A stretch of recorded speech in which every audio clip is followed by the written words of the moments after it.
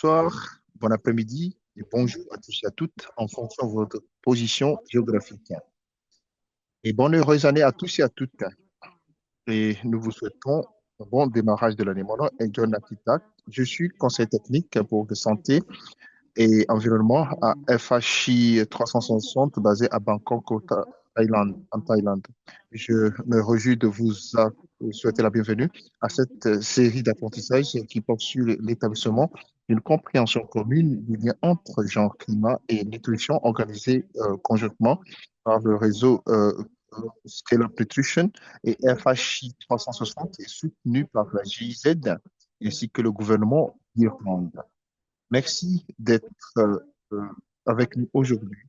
Nous sommes vraiment encouragés par l'intérêt solide que chacun démontre en travaillant dans le secteur de l'agriculture, du développement, de la nutrition, de l'égalité entre les genres, la résilience climatique et la santé.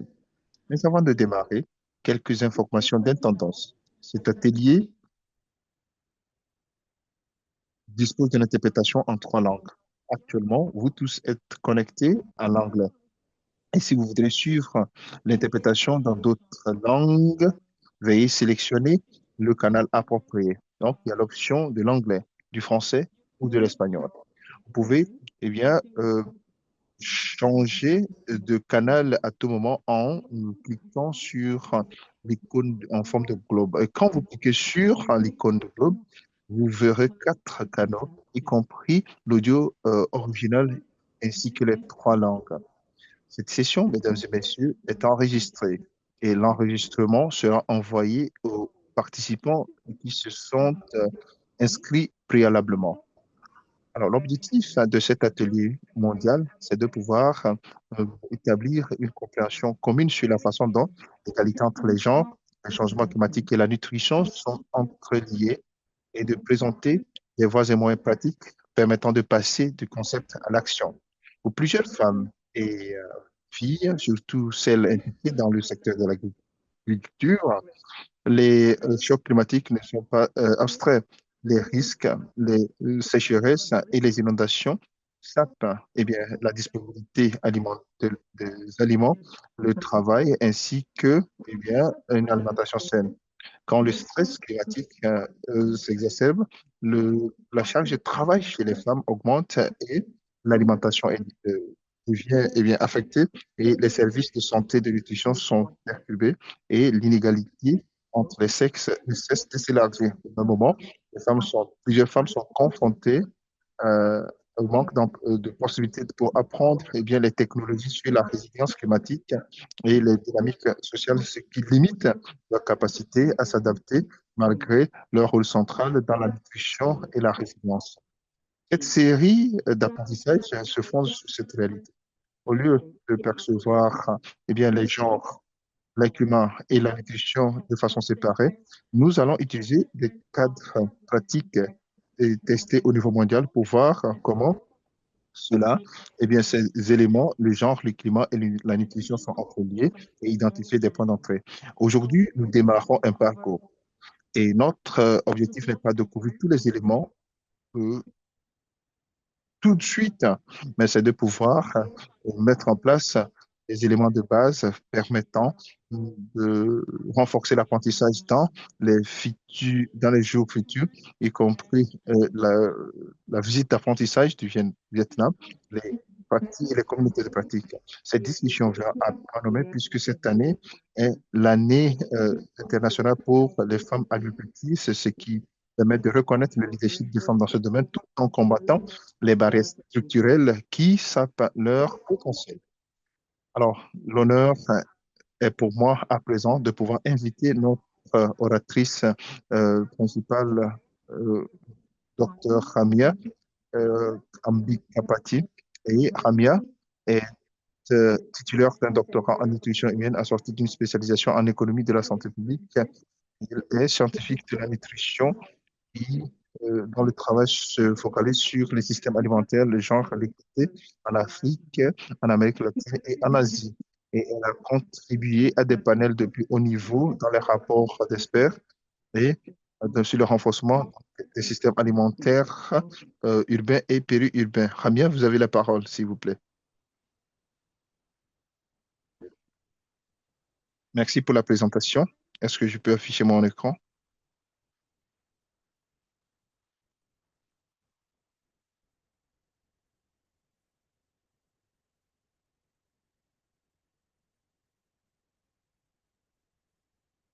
Votre écran va s'afficher d'un moment à l'autre, s'il vous plaît. Est-ce que cela s'affiche en mode plein écran? Maintenant, c'est bon. Parfait. Fantastique, hein. Bonjour à tous et à toutes. Je suis très heureuse de pouvoir prononcer ces propos liminaires pour cet atelier très intéressant. Ce sera le tout premier atelier. Et s'il vous plaît, veuillez vous présenter dans la boîte de discussion. Nous allons adopter un mode interactif pour avancer. Donc, je vais vous poser des questions et je vous prie de pouvoir y répondre dans la boîte de discussion. L'objectif de ce parcours d'apprentissage, c'est d'abord une pré-visite. Il y a une visite au Vietnam qui se tiendra en mai et la communauté de pratique qui va être lancée. L'objectif, c'est de pouvoir traduire les concepts en éléments de plaidoyer. Nous allons commencer avec quelques questions. Vous pouvez indiquer vos réponses dans la boîte de discussion. Alors, dites-moi, quelle est la première chose qui vous vient à l'esprit quand je vous donne ces mots? Si vous entendez le mot jeune, qu'est-ce qui vous vient à l'esprit? Veuillez mentionner vos réponses dans la boîte de discussion. On me parle de futur ou de l'avenir, changement, énergie, personne, oui, femmes, les femmes. Vous pensez à quoi, s'il vous plaît, quand vous entendez le mot jeune? Quand vous entendez le mot euh, prestataire de soins ou aide-soignant, à quoi est-ce que vous pensez? Mère, parents, femmes, ce sont de très bonnes réponses. On pense aux femmes. Et quand vous pensez quand on vous donne le mot agriculteur, à quoi est-ce que vous pensez? Si vous entendez le mot agriculteur, hein, agricultrice, à quoi est-ce que vous pensez? Pauvre, homme, nourriture. Merci infiniment pour toutes ces idées.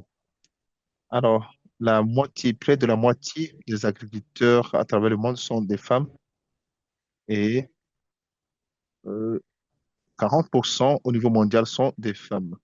Et quand on passe aux agriculteurs, on pense pas aux femmes et on parle de la pauvreté. Les petits exploitants agricoles sont euh, diminués. Et alors, quand on a cette perception et en reliant cela au secteur international de l'agriculture, donc quand vous pensez aux agriculteurs, on ne pense pas aux femmes. Donc, euh, dans ce processus d'apprentissage, c'est de pouvoir changer notre paradigme et de pouvoir mener un plaidoyer au niveau mondial. Possèdent la terre plus que les hommes possèdent la terre plus que les femmes et contrairement aux femmes qui n'en possèdent pas suffisamment. Et la ligne diagonale nous montre que ce sont euh, les hommes qui disposent ou qui possèdent la terre et plus d'hommes possèdent la, la terre que les femmes agricultrices. Alors, au niveau de la sécurité alimentaire mondiale, il y a un plus grand écart en matière de genre, surtout en Amérique latine et dans certaines parties d'Afrique subsaharienne et d'Asie du sud-ouest, du sud-est, au Vietnam et dans autres pays, on peut le voir cela. Alors, il ne s'agit pas tout simplement de droits fonciers, euh, de sécurité alimentaire et dans le système agroalimentaire, ces écarts sont présents. Alors, question très rapide, quel continent connaît une insécurité en matière de genre ou quel continent plutôt, quel continent Alors, quel continent présente le plus grand écart dans les sexes en matière de sécurité alimentaire? Asie, Amérique latine, Caraïbes, Afrique ou Amérique du Nord, c'est l'Amérique latine. Alors, pour ce qui est de la, l'insécurité alimentaire, le continent le plus touché, c'est l'Afrique. Mais pour ce qui est de l'insécurité alimentaire par rapport aux femmes et aux hommes, cet écart est beaucoup plus prononcé en Amérique latine. Donc, il faut changer notre paradigme et vous êtes vraiment surpris, n'est-ce pas? Oui. Et ces statistiques sont issues du rapport mondial sur la perception ou la présence des femmes dans le secteur agricole. Et je vous encourage tous à pouvoir examiner cela. Au niveau mondial, un tiers des femmes connaissent ou sont victimes de violences physiques et sexuelles. Donc, c'est juste un rapport, mais les chiffres sont beaucoup plus grands que cela. Alors, quand on parle de la nutrition, nous voyons que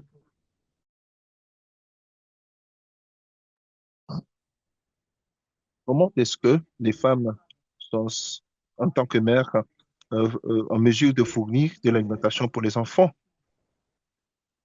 Donc, il faut que les femmes puissent être au centre de toutes ces interventions et cela permettra de répondre à ce lien. Aujourd'hui, nous allons parler de certaines lacunes auxquelles il faut trouver des réponses, notamment le manque de données di- reparties par sexe et un accès limité à des ressources. Et nous avons également parlé du fait que les femmes ne soient pas reconnues comme des agricultrices, on les perçoit tous comme des aides-soignants ou des personnes qui prennent soin des autres. Alors, comment pouvoir changer cette perception parmi nous-mêmes et au sein des communautés dans lesquelles nous travaillons? Donc, nous allons aborder tous ces points lors des webinaires à venir. L'un des éléments principaux à garder à l'esprit dans ce parcours, c'est que on ne parle pas de genre que avec les femmes, mais cela inclut aussi les hommes. Les hommes sont très importants, et où les hommes jouent un rôle très important dans la vie des enfants et de la nutrition. Et comment est-ce que les hommes peuvent jouer leur rôle pour renforcer l'alimentation chez les enfants ainsi que chez les femmes. Et l'un des éléments sur lesquels j'aimerais mettre l'accent, c'est que les identités s'entrecoupent ont également un impact. Les femmes vivant dans les zones rurales, les femmes en situation de handicap et les femmes n'ayant pas un niveau d'instruction élevé ont différents besoins. Et cela se traduit à des résultats euh, pratiques. Donc, des identités qui ont une certaine, qui s'entrecoupent sont des éléments à prendre en compte dans ce parcours d'apprentissage. Cette On commémore l'année internationale des femmes agricultrices. Nous aurons beaucoup de plateformes pour changer notre perception et adopter également des politiques et traduire ces politiques en actions concrètes sur le terrain. Et de façon fondamentale, voir comment nous pouvions aborder la transformation des systèmes alimentaires et changer les rapports de pouvoir, et les placer au cœur de la transformation. Je vous invite pour cela, mesdames et messieurs, à poser beaucoup de questions. Laisse que cette session soit interactive et veuillez partager votre expérience. Nous voudrions créer une communauté avec dans le truchement donc de cet atelier au niveau mondial. Merci infiniment, Ramia. Merci d'avoir jeté les bases solides de notre discussion aujourd'hui. Nous vous en sommes très reconnaissants et il est très tôt chez vous dans la journée. Nous allons passer à une présentation du Spotlight et je vais inviter Marlene Achaki, qui est responsable politique de la justice et du plaidoyer à Cas International pour nous parler des approches. Et ce cadre nous présente la façon dont comment les normes et institutions peuvent eh bien, renforcer la vulnérabilité et comment le changement de cette dynamique peuvent apporter un rôle important eh bien, dans nos interventions. Cette perspective est très importante parce que cela nous rappelle que le changement climatique non, ce ne sont pas des éléments techniques, mais cela a un impact donc sur nos interventions. Marlène, vous avez la parole.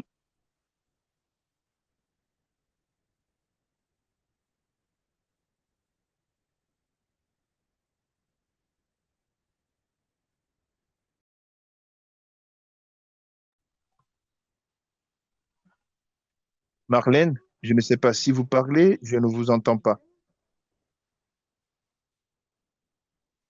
Votre présentation est visible, mais vous n'êtes pas audible. J'espère que je suis audible maintenant. Merci, Dan, merci, Ram, d'avoir planté le décor en nous relevant les éléments principaux de ce parcours. Je vois des noms qui me sont familiers ainsi que des visages qui me le sont également. Aujourd'hui, je vais vous parler des, des approches, eh bien, des approches par rapport au changement climatique et l'analyse du rapport des pouvoirs et des capacités à prendre des décisions et comment cela peut avoir des impacts sur les résultats en matière de nutrition. Et pour démarrer, je vais,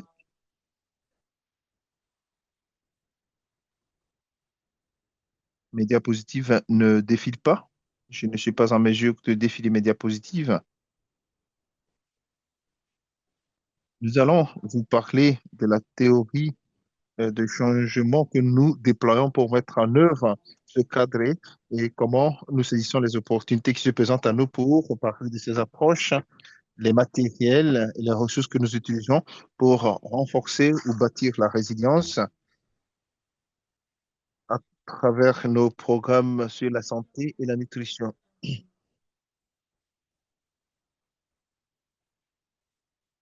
Voici donc une représentation graphique de notre théorie de changement qui nous présente les différents axes de de nos interventions. Et cela est basé bien au sein de notre programme. Ok. La résilience au changement climatique, l'égalité renforcée et l'action climatique à travers le maintien de la montée de la température en deçà de 1,5%, 1,5 degrés. Des 120 pays où se trouve CARE, notre travail vise à pouvoir renforcer la capacité et l'accès pour tous les sexes et les communautés dans lesquelles nous intervenons. Et il s'agit notamment de et cela fait partie des différents programmes que CARE met en œuvre dans les différents pays. Et les changements climatiques, l'agriculture durable en utilisant l'énergie durable et l'information et l'action climatique et les services financiers pour accorder aux femmes l'autonomisation financière ou les outils du point de vue financier et les logements résilients au changement climatique. Et il s'agit là de la mise en œuvre directe de nos programmes. L'objectif, c'est de pouvoir remettre en question les normes, les relations ainsi que le comportement pour renforcer, qui entraîne donc l'égalité entre les femmes et les hommes. Et ces processus nous permettent de pouvoir renforcer la capacité d'agir et le pouvoir de ces femmes et des jeunes filles avec qui nous travaillons et de faire en sorte que leur voix puisse être entendue dans différents espaces où elles interviennent et de pouvoir être impliquées dans les processus d'alimentation au niveau du foyer, enfin au niveau du ménage et au niveau de la société. Et veiller à ce que ces différents groupes puissent défendre leurs droits dans différents espaces et différents endroits. Nous travaillons également avec les hommes et les garçons en renforçant le rôle des femmes et des filles dans les différents projets que nous mettons en œuvre. Et dans le deuxième axe, et qui rejoint également l'axe 1, il s'agit notamment de l'amélioration de l'environnement dans les différentes régions en matière de pouvoir. Et l'axe 3, dans le cadre duquel nous travaillons avec plusieurs organisations de la société civile et les organisations travaillant dans le même sens que nous, donc outiller les, les- les personnes à être des citoyens actifs au niveau local et régional et mondial pour euh, que leur intervention puisse avoir de l'impact, mais aussi faire entendre les voix des jeunes garçons pour qu'ils puissent arriver au niveau où ils doivent être et aussi mettre en question et de combattre les normes rectadactrices,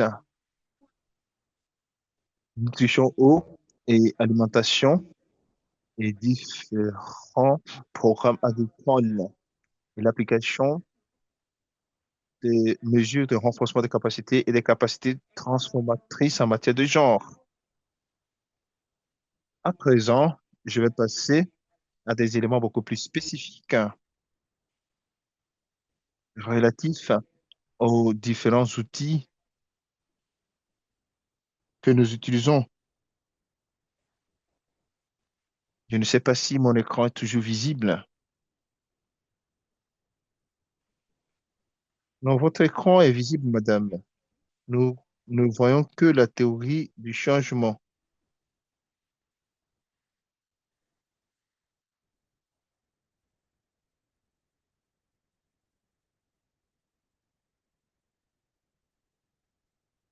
Les diapositives ne défilent pas, mais je vais passer à la suivante et nous allons examiner comment nous pouvons mettre en œuvre tous ces points de manière pratique et vous présenter notre, les intentions enfin, que nous avons présentées dans notre théorie du changement et comment ces éléments se retrouvent et comment nous mettons en œuvre cela dans les programmes que nous mettons en œuvre ou nous exécutons.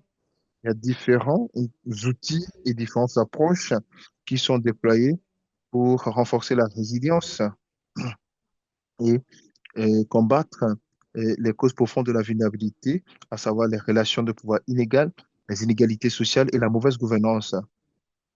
Et cette vision nous aide à pouvoir éradiquer la pauvreté et veiller à ce que les femmes puissent et les filles puissent avancer en toute dignité. Alors, l'approche de CARE intègre la résilience dans tous les secteurs en se concentrant sur trois domaines essentiels, notamment l'autonomisation des groupes marginalisés, en particulier les femmes et les filles, en impliquant les hommes et les garçons, pour qu'ils exercent le pouvoir, les capacités d'agir. Il y a différents plans, différentes politiques et différentes décisions que les gouvernements prennent qui doivent impliquer ces éléments et faciliter les processus de prise de décision euh, inclusifs et ascendants ou allant de la base vers le haut grâce à des outils et des approches, y compris notamment l'adaptation communautaire. Et dans ma présentation prochaine, je vais aller en profondeur sur cet élément. Donc, les approches en matière d'adaptation communautaire et l'école de gestion agricole. C'est un projet qui se focalise sur la nutrition, je vais vous en parler davantage, et dans les différents programmes qui sont mis en œuvre en matière de changement climatique, nous menons une évaluation des capacités en matière de vulnérabilité climatique et un tableau de bord qui en est assorti. Et donc, nous faisons cela pour voir ce que peuvent faire les communautés pour y répondre. Et nous utilisons différentes cartes de notation pour eh bien, euh, interpeller les gouvernants et les responsables publics ou les autorités publiques. Et en fin de compte, il y a les associations villageoises d'épargne de crédit, les AVEC. Donc, ce sont ces éléments qui nous permettent de garantir une certaine inclusivité de nos programmes.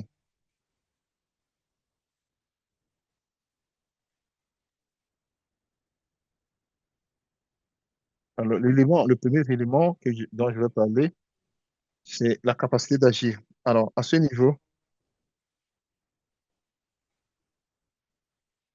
comment est-ce que nous veillons à bâtir la confiance des différents groupes?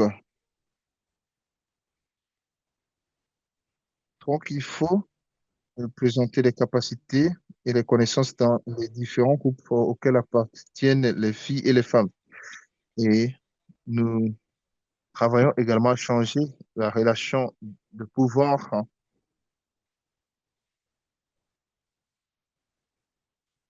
et les activités de groupe et de l'activisme, ainsi que la négociation. Comment est-ce qu'on peut changer les relations à ce niveau-là et comment transformer les structures pour favoriser l'égalité entre les sexes et créer des environnements propices pour les femmes et les jeunes filles, leur permettant de participer de façon active et significative dans les différents programmes de travail et les programmes locaux et infranationaux et les lois, procédures, les valeurs culturelles et traditionnelles et comment les femmes peuvent transformer tous ces éléments et passer à une étape suivante, bâtir la résilience ainsi que les capacités économiques. Il s'agit là de notre analyse du pouvoir sur la capacité d'agir et notre objectif au sein de CARE, c'est de pouvoir éliminer la pauvreté. La pauvreté et la vulnérabilité sont entretenues par des relations de pouvoir inégales et doit, on l'applique au niveau régional, local, infralocal et infranational et en passant même au niveau national et mondial. Alors, en parlant du niveau mondial, je parle des différents espaces dans lesquels l'on parle du changement climatique, la sécurité alimentaire et d'autres éléments principaux. Et nous voyons de quelle façon la CNUC intervient pour s'assurer que les femmes puissent participer à ces initiatives au niveau mondial. Et maintenant, nous avons des programmes d'action qui en est assorti. Alors, au niveau local, c'est voir comment l'on peut bien combattre les déséquilibres de pouvoir au niveau local et qui va au-delà de l'assistance fournie aux gens pour leur relèvement, mais de travail à pouvoir transformer les structures qui maintiennent les gens dans la vulnérabilité et comment les institutions locales fonctionnent, qu'elles soient formelles ou informelles. D'autre part, une approche que nous déployons, c'est de pouvoir autonomiser les femmes et les groupes vulnérables. Il s'agit notamment de bâtir la capacité des femmes et des filles à pouvoir agir, surtout quand elles sont affectées par les changements climatiques et les catastrophes. Et il y a également le travail non rémunéré qu'elles mènent à la maison. Et cela implique la fourniture des mesures nécessaires, y compris les formations et renforcer et faire entendre leur voix dans les domaines et secteurs publics en utilisant les différents outils pour permettre de bâtir leur confiance en elles-mêmes en avançant et dans la prise de décision.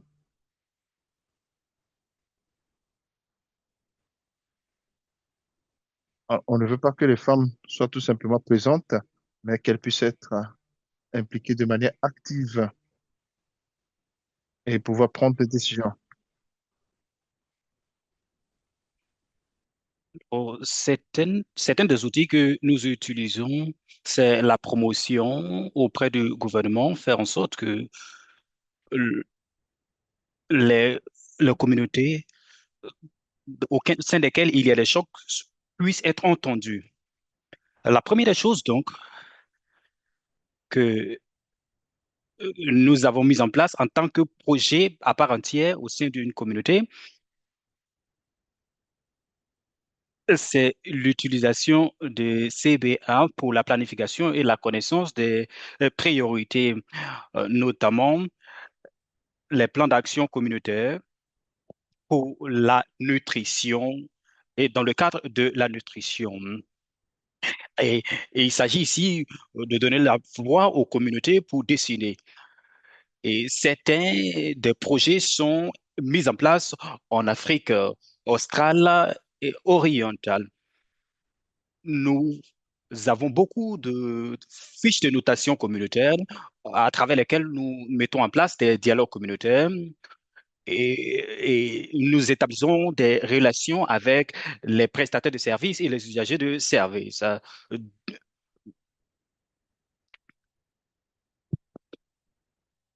Et en ce qui concerne la plupart de nos projets en matière euh, de, de climat, changement climatique, nous avons des outils d'analyse climatique qui nous permettent d'analyser les problèmes et ou les difficultés auxquelles sont confrontées les communautés. Nous analysons par ailleurs les informations relatives à la vulnérabilité des communautés et de les autonomiser afin de faire face au changement climatique.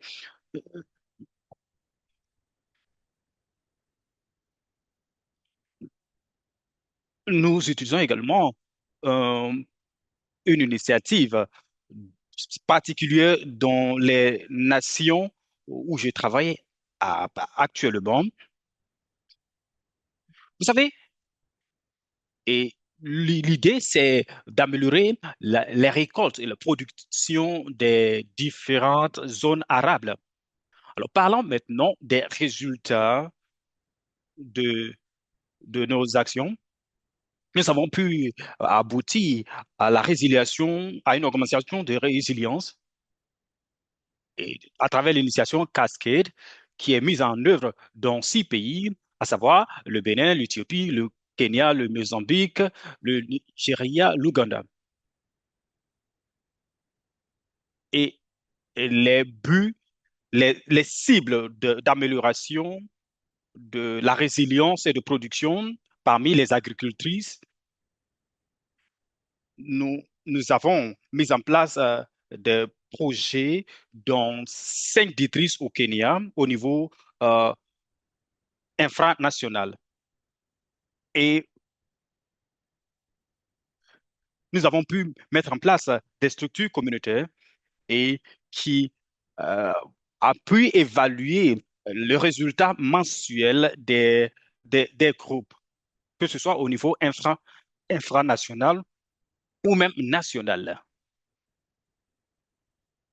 L'une des manières à travers lesquelles nous travaillons à établir un lien avec les activités communautaires et nationales,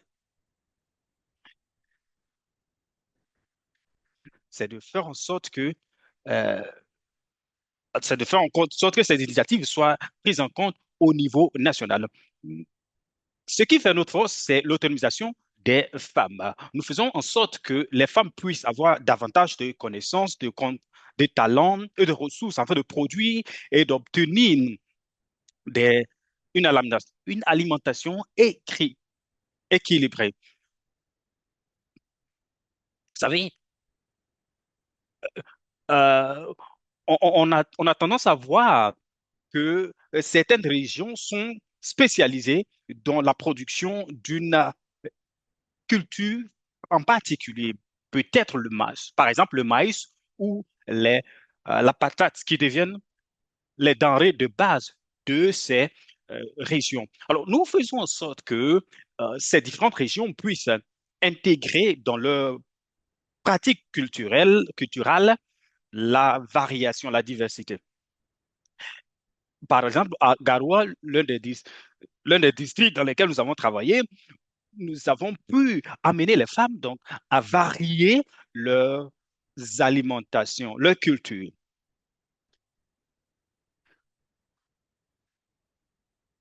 Et, et cela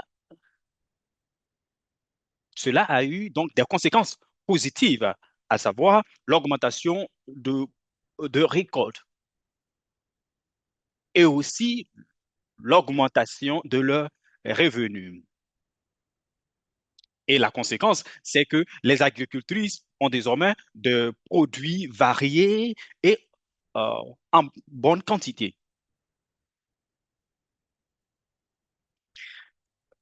Par ailleurs, nous avons pu noter que il y a eu des dialogues sur le genre, il y a eu des foyers euh, plus épanouis, il y a eu en outre des lois en faveur des agricultrices qui ont permis donc que les agricultrices deviennent de plus en plus autonomisées dans le domaine de l'agriculture. Et le résultat de tout cela, c'est que les familles ont désormais non seulement une grande productivité, mais aussi une alimentation variée. Nous avons pu noter également qu'il y a des systèmes plus coordonnés en matière d'agriculture. Nous avons des structures communautaires renforcées qui mettent l'accent donc sur la reddition des comptes vis-à-vis des prestataires de services. Nous avons, nous avons aussi vu la naissance de groupes d'épargne, des associations d'épargne des femmes. Et il y a par ailleurs des espaces sûrs qui ont été mis en place à travers lesquels les femmes euh, ont leur dialogue et s'engagent. Comment travaillons-nous? À travers plusieurs systèmes. Nous avons Nous avons la reddition des systèmes de reddition de comptes, nous avons la matérialisation de nos plans d'action, nous avons des, euh, nous avons des pratiques basées sur des données, nous avons euh, par ailleurs des approches intégrées. Merci infiniment, je vous passe la parole. Nous vous remercions à travers vous, l'équipe de Care International. Merci d'avoir partagé avec nous les expériences au niveau local et aussi international. Nous allons, nous allons revenir à ces cadres et ces actions que vous avez tout à l'heure expliquées. Donc, restez avec nous pour les discussions du panel. Nous allons maintenant avancer et je profite de l'occasion de vous demander aux uns et aux autres d'utiliser le chat et pour intervenir. Donnez votre prénom, le nom de votre organisation, d'où vous venez. N'hésitez pas donc à partager vos contributions dans la boîte de discussion. Il y a des questions qui nous viennent. Vous aurez l'occasion de- d'interagir avec le panel et ce sera à la fin, pratiquement à la fin de cette session. Donc, gardez vos questions enregistrées, écrivez-les quelque part. Merci, merci infiniment. Nous allons passer à un aspect très important, l'addition de groupes, de panels, de cadre à l'action. Donc, mettre un lien entre la nutrition.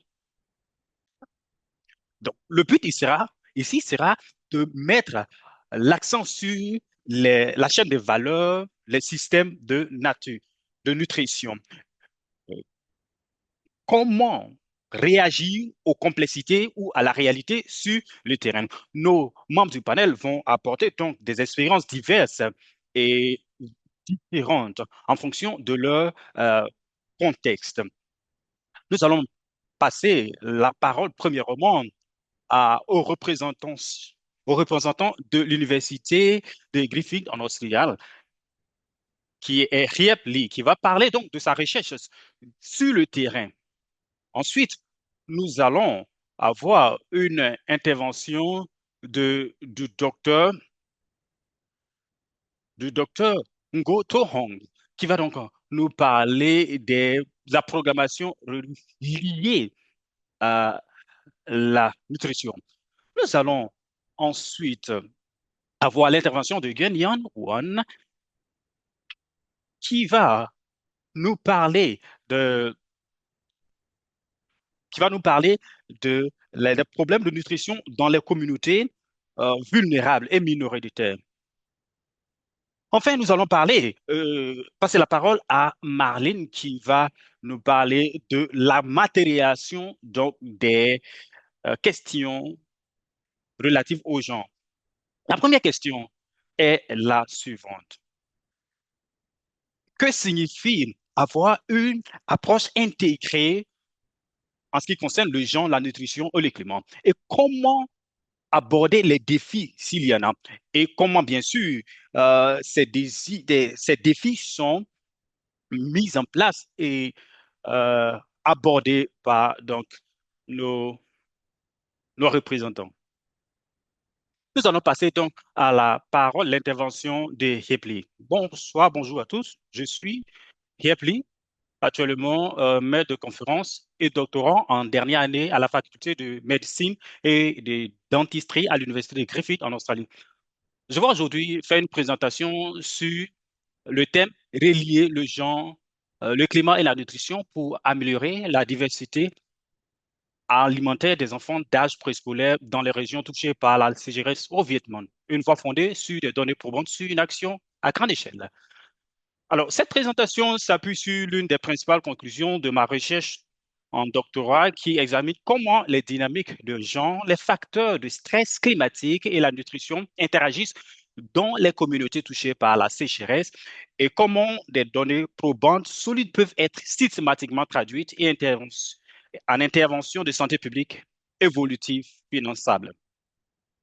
Au lieu de me concentrer sur les conclusions individuelles de l'étude, je mettrai aujourd'hui l'accent sur la voie la plus large qui mène de la recherche à l'action en démontrant comment des données probantes issues des méthodes mixtes par étapes combinées à une conception participative peuvent effectivement faire le lien entre la politique et de recherche et la mise en œuvre dans ces contextes nutritionnels sensibles au climat. Alors, la recherche s'inscrit dans le cadre d'un programme plus large basé à la faculté de médecine et de dentisterie de l'université Griffith. Notre équipe de recherche se concentre sur la santé publique, la nutrition et la sécurité alimentaire dans le contexte du changement climatique.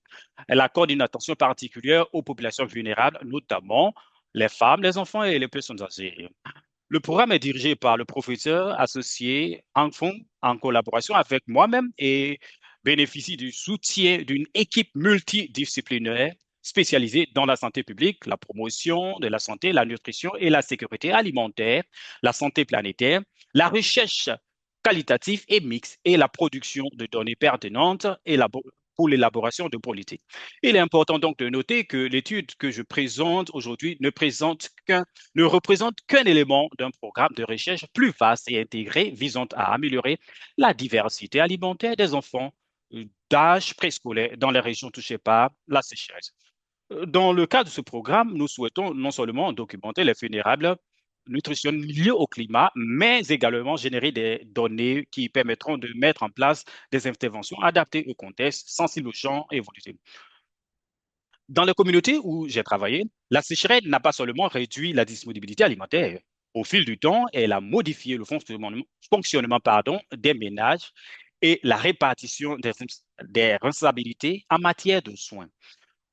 Au fur et à mesure que les adultes en âge de travailler migraient pour travailler en ville, la responsabilité de nourrir et de s'occuper des jeunes enfants incombait de plus en plus à ceux qui restaient dans les zones rurales, principalement les femmes, souvent âgées. La nutrition est donc devenue un problème majeur, non seulement parce que la nourriture était rare, mais aussi parce que les responsabilités en matière de soins étaient concentrées entre les mains de personnes disposant de ressources limitées. Ce changement dans la répartition des tâches entre les sexes est un élément clé qui relie le changement climatique aux résultats en matière de nutrition.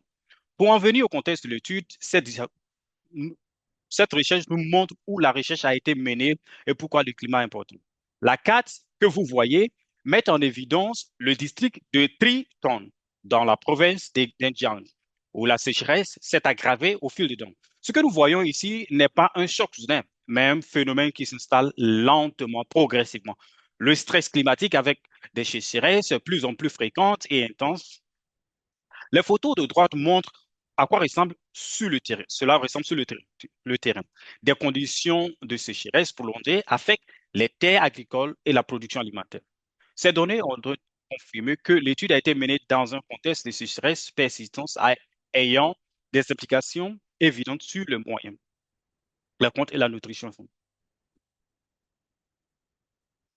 La première phase s'est concentrée sur la production de données secondaires. La deuxième a généré des données empiriques primaires spécifiques au contexte. Et la troisième a traduit ces données intégrées en résultats prêts à être utilisés pour des interventions grâce à une co-conception participative.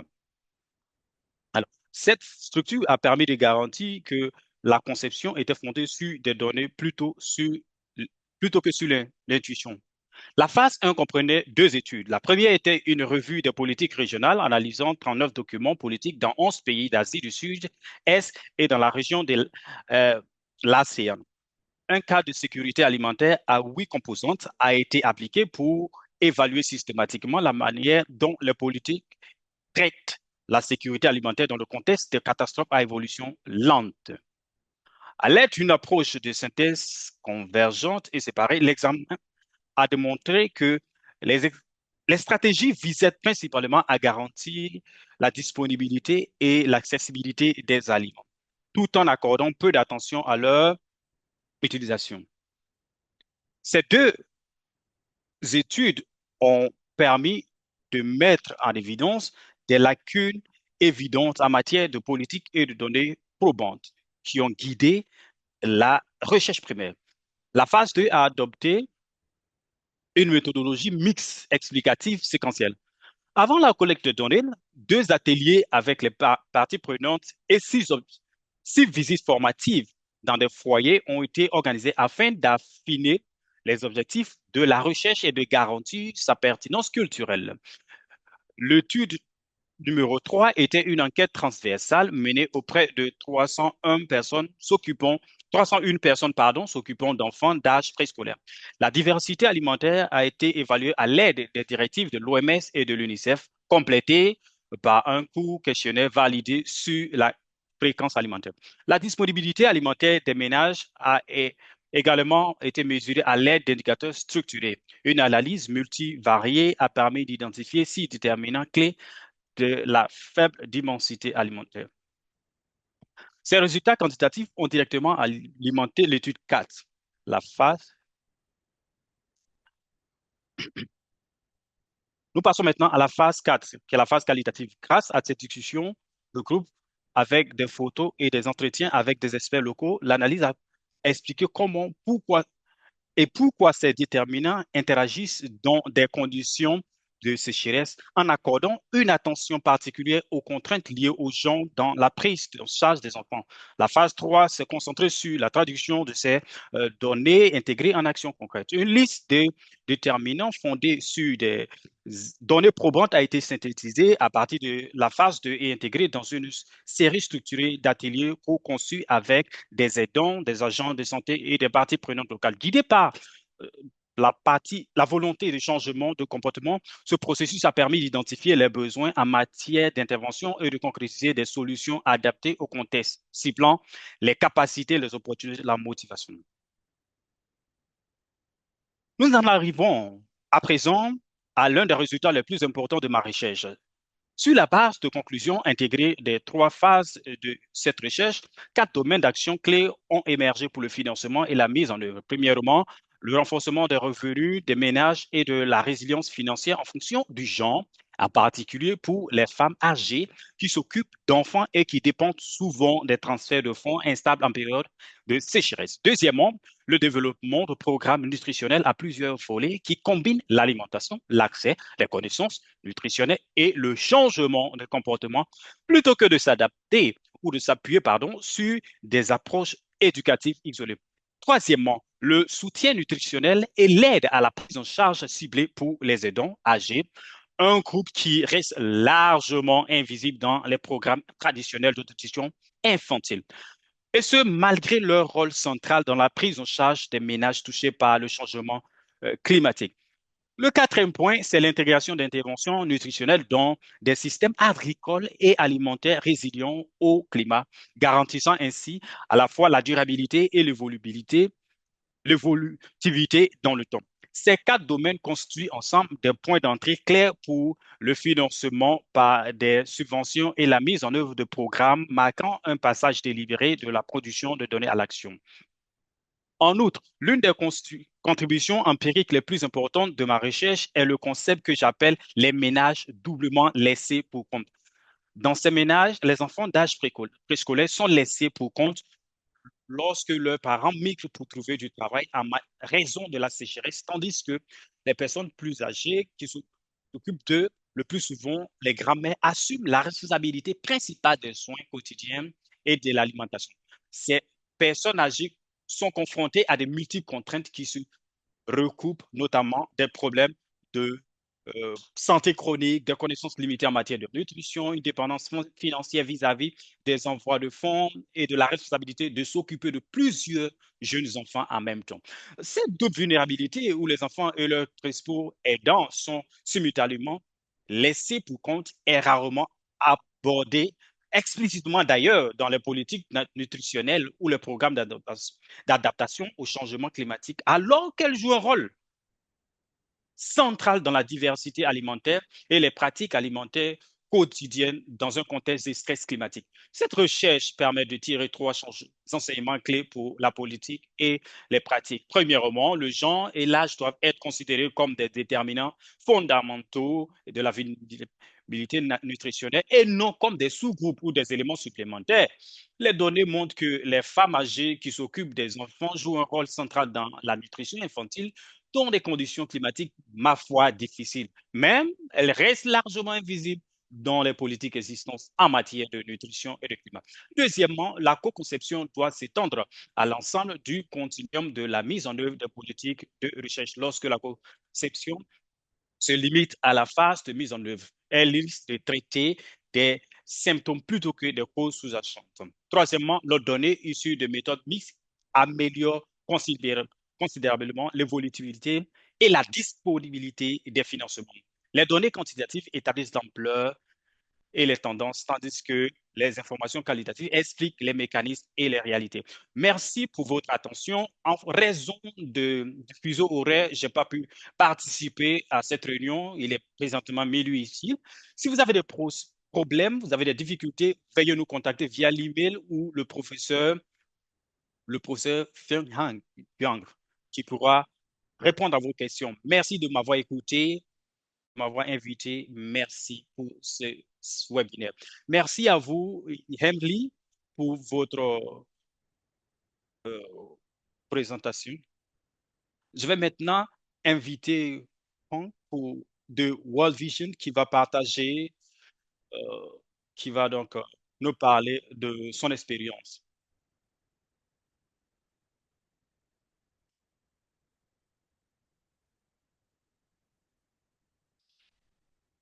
Merci. Euh, L'égalité et le changement climatique sont des problèmes séparés chez nous.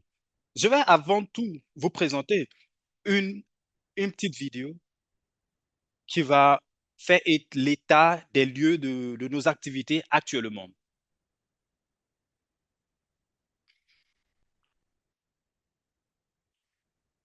Nous faisons la cuisine tous les jours. Sans les arbres,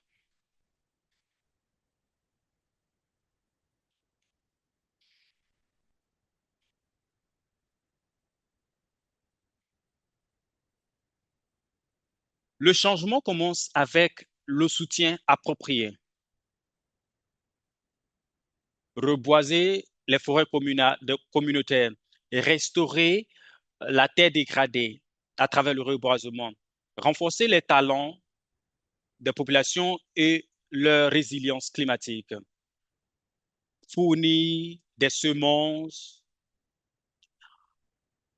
apporter des espèces variées d'arbres. 48 hectares de forêt ont été reboisés, 48, 30% de couverture végétale, euh, 100 hectares de forêt plantées sous l'initiative de World Vision, 30% de diversité atteinte.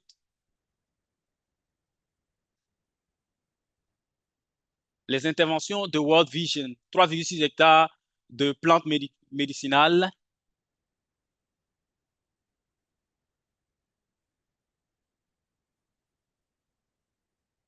53 868 à planter,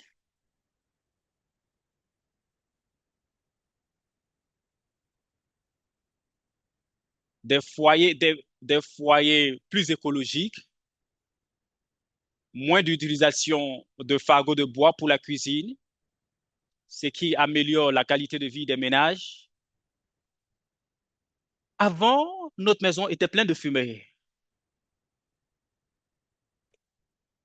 Et désormais, nous avons un foyer plus écologique et j'arrive à mieux respirer. 1565 ménages, c'est-à-dire 7000 personnes qui ont été touchées, 3647 foyers ont été distribués. Entendons par foyer des fous plus écologiques, des forêts vertes.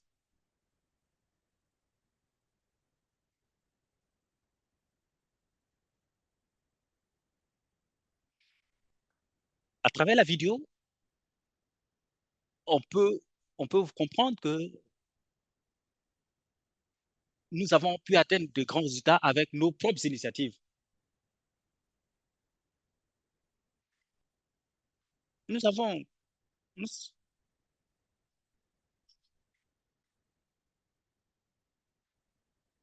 nous avons pu voir que les inondations ont affecté la disponibilité de nourriture et les revenus des familles. Les femmes en particulier ont été affectées en ce sens qu'elles ont perdu leur terre arable.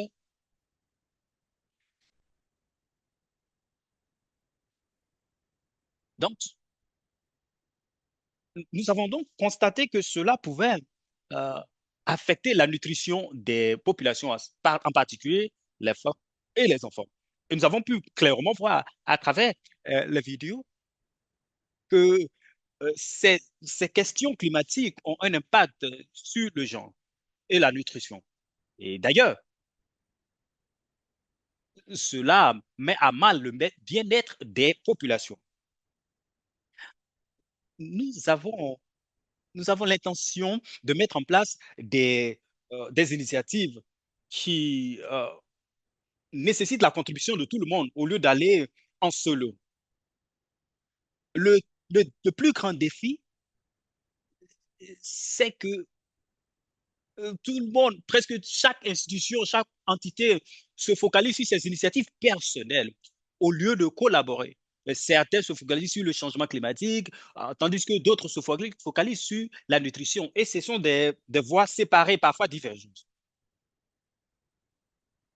Nous avons des scénarios, nous avons pu analyser cela grâce à des scénarios.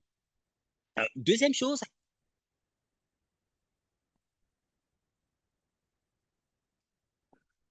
nous avons, nous, a- nous avons pu constater que euh, euh, les conditions des femmes ne sont pas vraiment élucidées. C'est pourquoi nous avons besoin d'un programme qui met en lumière euh, les activités des différentes entités et les différentes thématiques. Alors, comment faire pour aborder les défis auxquels nous sommes confrontés? Il- Nous avons besoin de recherche. Nous ne sommes pas un groupe d'experts de recherche, mais nous en avons besoin.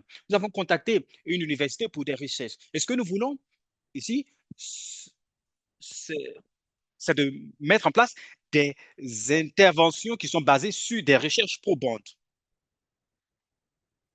Et nous, voul- nous voulons utiliser un cadre intégré qui prend en compte la nutrition, le climat et le genre, et qui nous permettra donc d'analyser la nutrition sous le prisme du genre, pas seulement euh, sur le prisme du climat. Nous avons, nous avons également un programme sur euh, un programme sur l'action climatique. Et, et à travers cette initiative, nous analysons toutes les composants, toutes les, tous les domaines d'impact du climat, du changement climatique. Parce qu'il est important, nous jugeons qu'il est important d'avoir des actions climatiques au niveau communautaire. Parce que les contextes sont différents en fonction des pays ou des jeunes.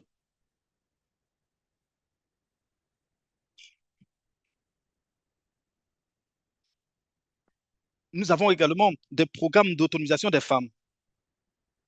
C'est pourquoi il faut, il, il faut des programmes qui donc euh, autonomisent les femmes. Nous avons par ailleurs des programmes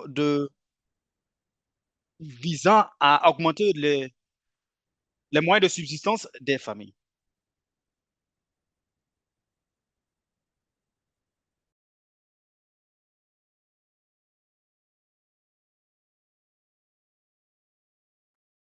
Alors, de façon générale, à travers l'action, ou à travers le projet de nutrition action climatique, nous proposons des solutions,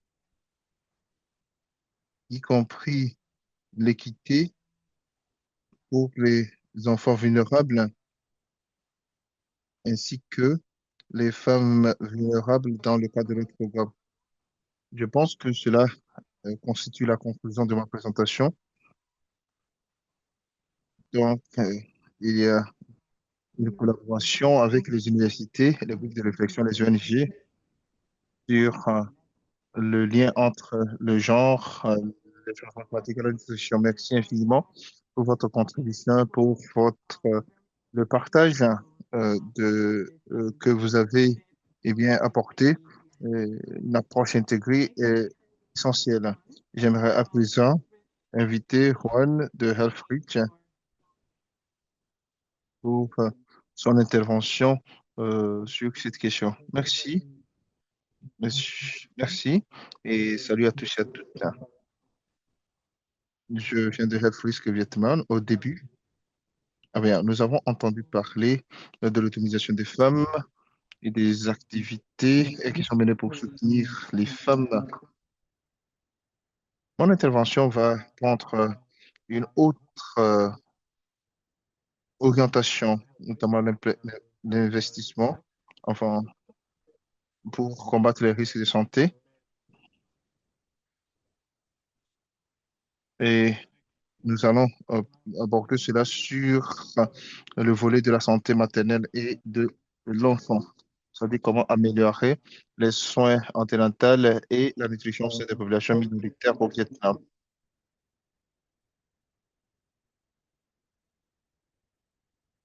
Nous avons mené donc une étude dans la province, dans une province montagneuse du Vietnam, au nord du Vietnam.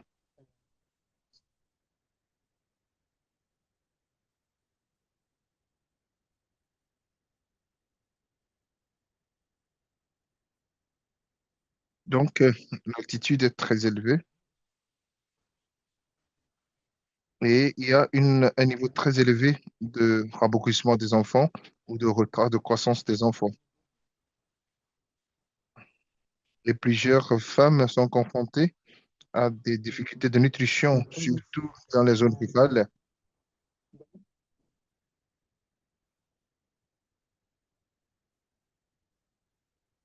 La, la décision de tomber enceinte ou d'espacer les enfants ne revient pas aux femmes. Cela dépend majoritairement des hommes et ceci est dû à des rôles ou à un déséquilibre de pouvoir et vu au fait que les femmes ne peuvent pas mener quelques activités génératrices de revenus doivent compter sur leur mari.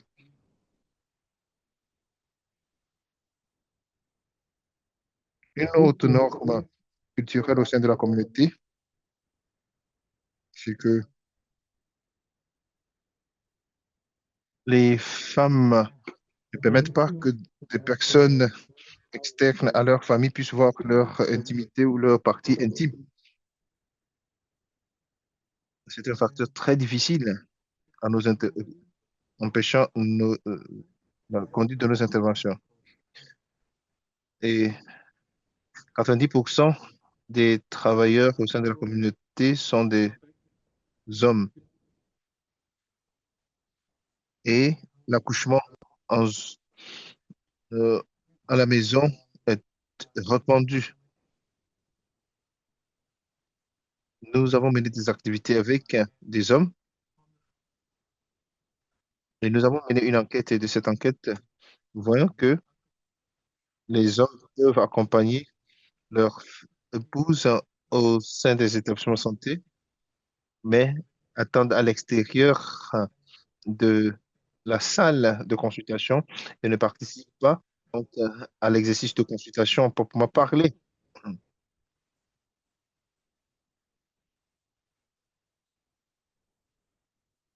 Un couple sur quatre discute des aspects d'accouchement et de soins anténatales au sein de leur famille. Cela ne pose pas que des défis, mais cela constitue des opportunités.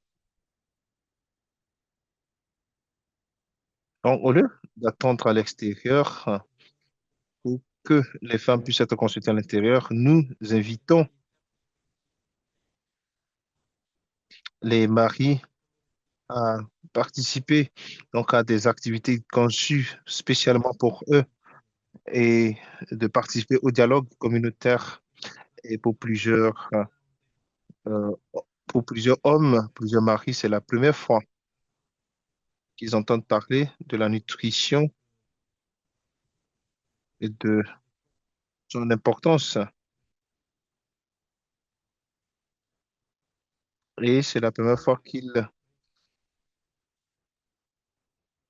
comprennent que si des efforts ne sont pas menés, les enfants pourront être en retard de croissance. Et on leur parle également des dangers que la malnutrition présente pour les femmes au cours de la grossesse et de l'accouchement. Après certaines interventions des dialogues communautaires, nous avons observé une augmentation des échanges entre les hommes et leurs épouses. Donc, nous avons vu qu'il y a une augmentation du nombre d'hommes ou de maris qui accompagnent leur épouse pour des soins anténataux. Et ce chiffre est passé de 60% ou 16% à 80%.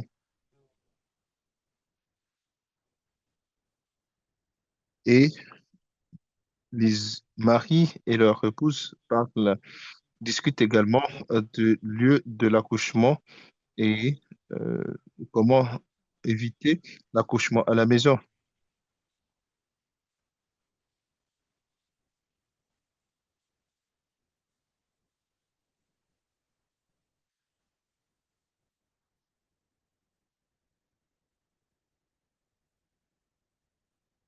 Et on travaille à pouvoir améliorer la santé de la mère et de l'enfant.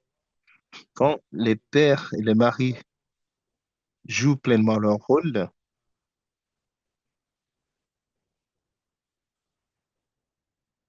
dans des communautés où les femmes ont une capacité de décisionnelle limitée, cela permet de pouvoir apporter un changement. Donc, les hommes peuvent être mis à contribution pour soutenir les mères et les enfants à travers donc l'accès aux services anténatal et l'accès aux services de santé. Alors, c'était ma brève contribution sur la façon dont l'on peut impliquer les hommes dans les programmes ciblant les femmes et les enfants. Merci. C'est un programme ou un projet fascinant qui consiste à impliquer les hommes et les maris pour améliorer la santé maternelle et infantile au sein des communautés. Je sais que plusieurs personnes sont intéressées à cette initiative. Vous pouvez poser des questions après cet exercice ou cette réunion. Alors, Marlène, puisque nous avons suivi une présentation fantastique de votre part, j'aimerais passer directement à la session questions-réponses pour qu'on puisse aborder la question partie interactive de notre réunion. Je vais inviter les participants à intervenir après avoir écouté ces informations et ces expériences remarquables venant de nos orateurs et panélistes. Vous pouvez poser vos questions en activant vos microphones ou en posant les questions dans la boîte de discussion. Vous pouvez eh bien, prendre la parole, s'il vous plaît, chers participants. Première question venant de Kanuma.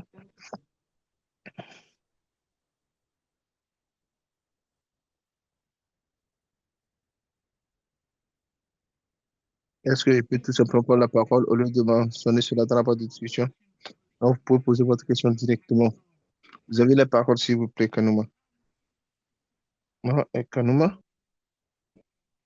qui sont ça? Je suis consultante indépendante à la Banque de Thaïlande et j'ai une question à poser. À partir de votre expérience, quel rôle est-ce que l'Alliance de la société civile peut jouer pour s'assurer que l'inclusion le processus alimentaire et climatique puisse être sensible au genre? Alors, vous voudriez savoir quel rôle est-ce que les alliances de société civile peuvent jouer pour s'assurer que les processus de planification et les plans de euh, climatique et d'alimentation puissent être euh, inclure ou prendre en compte le volet genre et assurer l'inclusion.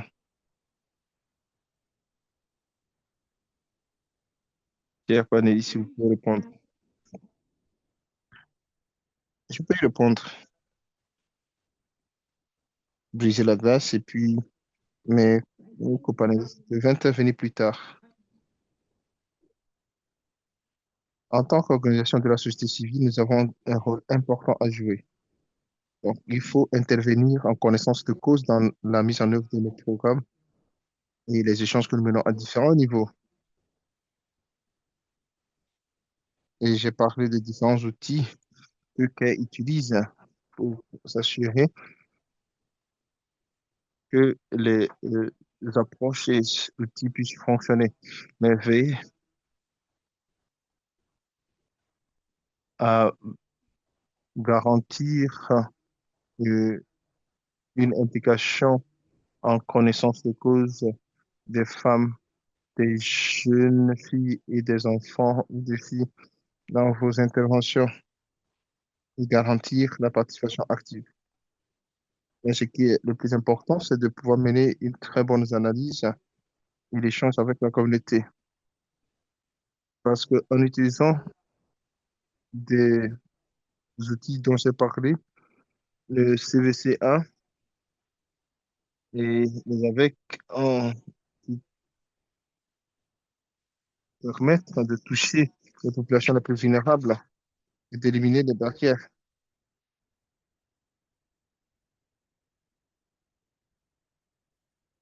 Alors, quand on va en profondeur avec les analyses, il est très difficile de pouvoir ressortir les éléments essentiels permettant de pouvoir assurer l'inclusion des gens dans les programmes. Donc, tout ceci doit être mené au niveau local, régional et mondial. Alors, je vais m'arrêter ici et prendre d'autres ou intervenir plus tard. Merci infiniment, Marlène.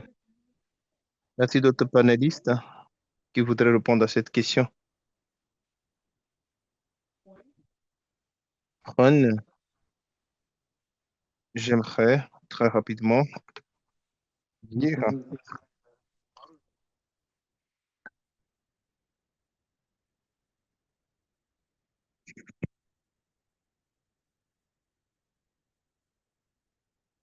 J'aimerais dire que la société civile joue un rôle important sur cette question. Elle peut mener le suivi des politiques. Il y a de cela 3 ans, au Vietnam, nous avons organisé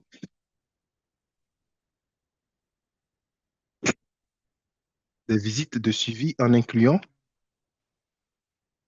les fonctionnaires du gouvernement, les membres de la société civile.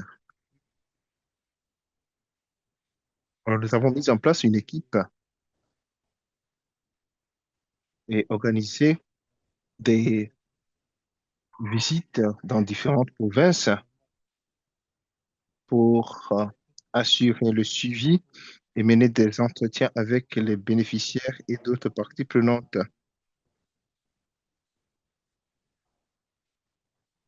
Donc, les fonctionnaires du gouvernement et les responsables des organisations de la société civile ont mené des discussions pour garantir l'inclusion du genre dans les politiques du gouvernement. Merci infiniment à vous, Juan. Très belle contribution de la part de Marlène et de Juan. Merci pour cette question.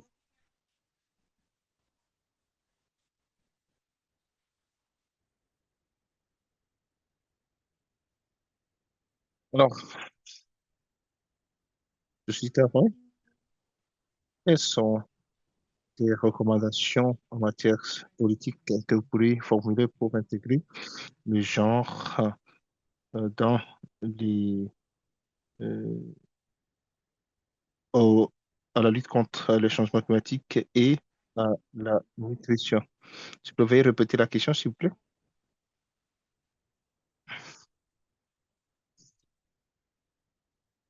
Quelle est la recommandation stratégique que vous pouvez formuler pour intégrer le genre, la nutrition et le climat? Recommandation pour intégrer, enfin, des politiques, recommandations d'ordre politique et stratégique.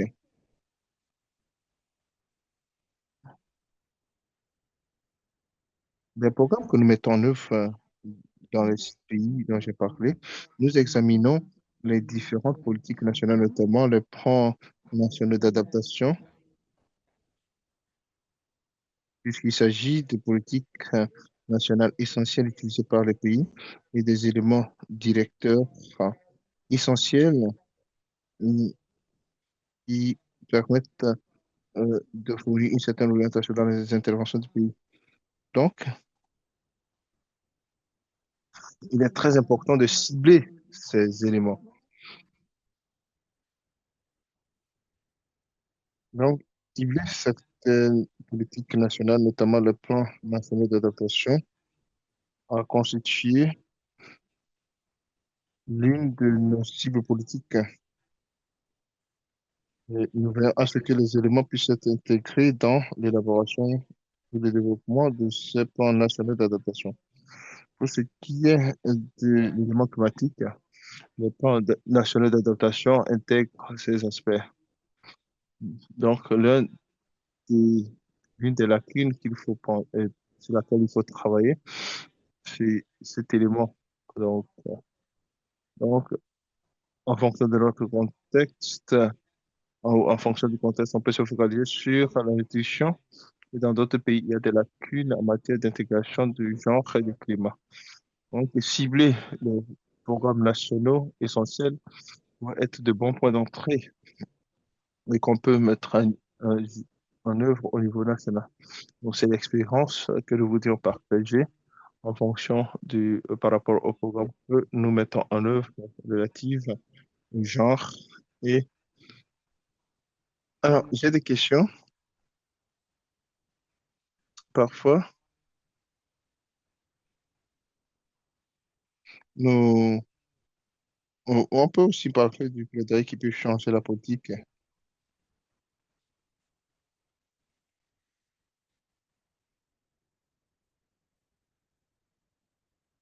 Notre objectif, c'est de pouvoir apporter le changement.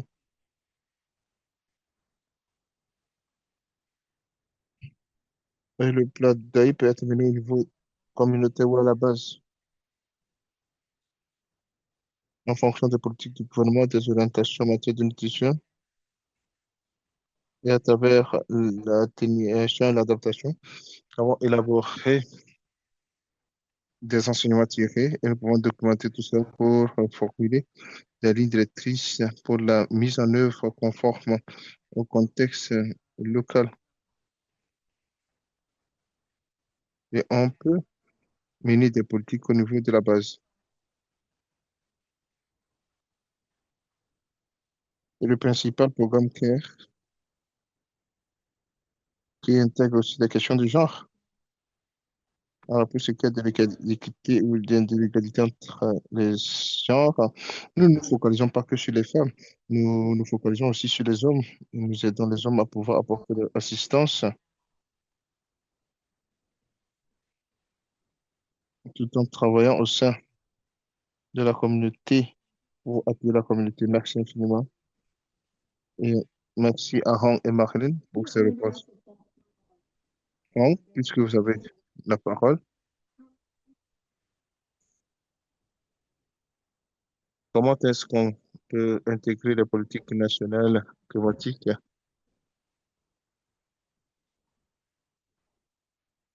pour s'assurer que les populations vulnérables puissent être informées de leurs droits et de la capacité de prise de décision?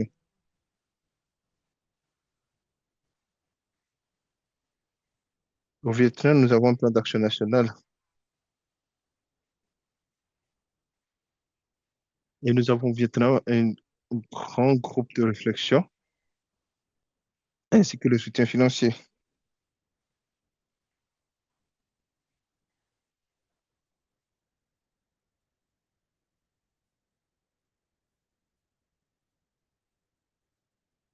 Alors, nous avons un programme intelligent sur l'agriculture intelligente et résiliente face au changement climatique qui peut produire davantage, qui a un grand rendement.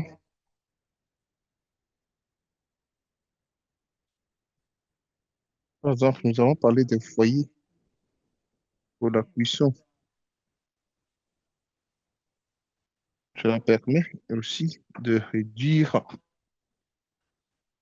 les gaz à effet de serre et cela permet de soutenir, de fournir de l'alimentation, de la bonne alimentation aux femmes, aux enfants. Merci, Hank. Question suivante. Elle n'est pas adressée à un panéliste spécifique, mais la question est la suivante. Quelle solution à coût faible peuvent être déployées par les femmes pour maintenir la nutrition au cours des sécheresses ou des inondations? Avec les- Est-ce que les interventions menées incluent le genre ou prennent en compte les éléments de genre? Nous allons répondre à cette question.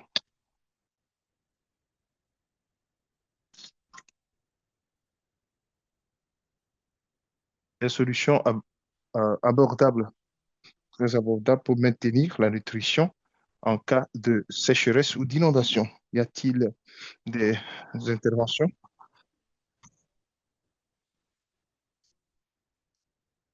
Alors, en m'inspirant des exemples ou des travaux que nous avons menés ou dont j'ai fait la présentation, à travers différentes formations pratiques, des pratiques de stockage d'eau et de gestion d'eau de manière efficace. Je pense que cela peut permettre aux femmes de pouvoir mener de l'agriculture et si elles ont des techniques de recueillement, recueil enfin, et de stockage d'eau, elles peuvent pratiquer le jardinage.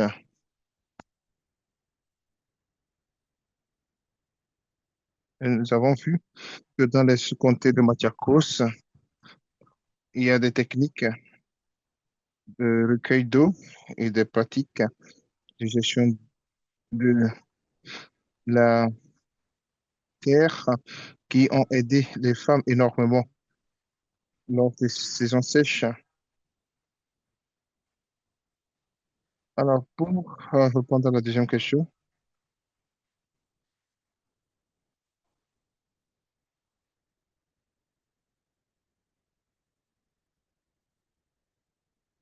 alors ce qui a très bien fonctionné, c'est tous ces éléments. Parce que la sécheresse et le manque d'aliments nutritifs est causé par les changements climatiques. Car nous nous focalisons principalement sur les femmes et les jeunes et l'autonomisation des femmes et des jeunes filles.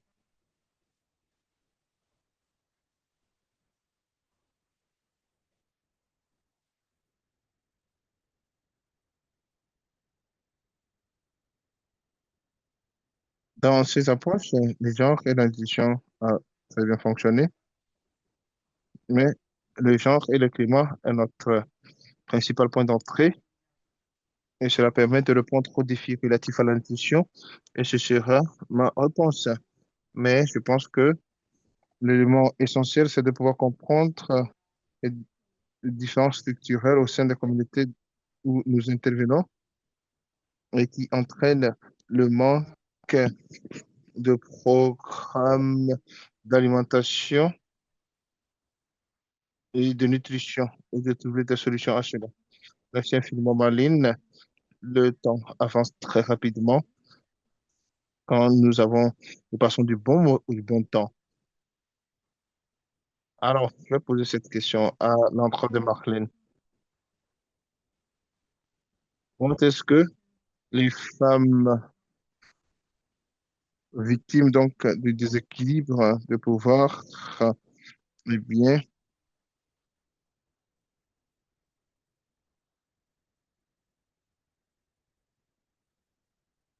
comment est-ce que la participation des femmes, négativement et positivement, Yogesh n'a pas précisé. Est-ce que cela peut être aussi négatif si cela peut avoir un impact négatif? Et nous avons vu des situations où la culture est un défi majeur et les hommes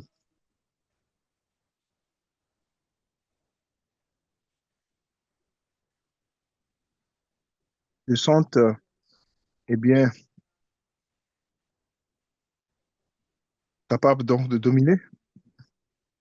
Mais est-ce que les femmes sont en mesure de pouvoir veiller à ce que leur ménage puisse développer les muscles économiques nécessaires pour disposer des aliments équilibrés à travers ce processus? Est-ce qu'elles peuvent avoir un surplus qui peut être revendu et être en mesure d'enseigner ces techniques aux autres personnes? Donc, ce sont des réponses positives. Hein.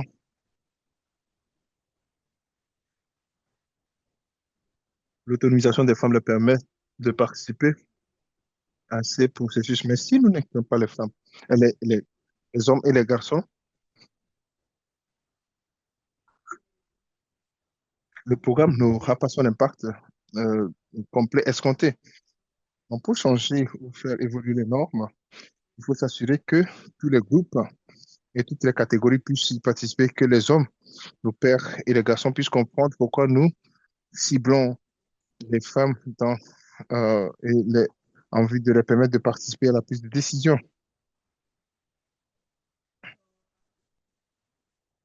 Ainsi, il y a différentes stratégies que CARE utilise. Je vais ajouter cet élément dans ma présentation que je vais vous envoyer. Donc, notamment la diapositive 7 et 8, vous allez voir les résultats qui sont positifs et négatifs et comment inclure les hommes et les garçons, comme mon copanéliste disait, c'est-à-dire comment ils essaient d'intégrer les hommes et les femmes. Désolé de vous annoncer que nous sommes à la fin de cette réunion, mais il y a une bonne nouvelle. C'est que nous ne sommes pas à la dernière de la série de réunions de webinaires. Il y aura d'autres opportunités au cours desquelles nous allons interagir, nous allons discuter pendant des webinaires à venir. Merci pour vos réflexions, vos contributions. En guise de résumé, nous allons dire que le genre, la nutrition et le climat sont interconnectés. Donc, il est important de les aborder ensemble afin d'aboutir à des résultats équitables. Deuxièmement, les cadres sont des outils importants, mais le progrès euh, quotidien permet de les adapter. Enfin, il est important de noter que nous devons savoir pour qui et avec qui nous travaillons pour atteindre les résultats escomptés. Et cela se passe à des niveaux multidimensionnels. Cela nous permettrait d'avoir des programmes efficaces et des livrables pratiques. Lorsque les femmes sont autonomisés, les résultats en termes de nutrition sont durables et efficaces. Comme je l'ai dit, ce webinaire est la première d'une série à venir. Au cours de la prochaine session, le 11 février, nous irons en profondeur sur la base de ce que nous avons déjà fait aujourd'hui. Merci encore une fois à nos panélistes, à nos, euh, à tous les participants. Merci pour votre contribution et nous vous remercions d'être avec nous tout le long de cette réunion. Merci, prenez soin de vous et à la prochaine fois.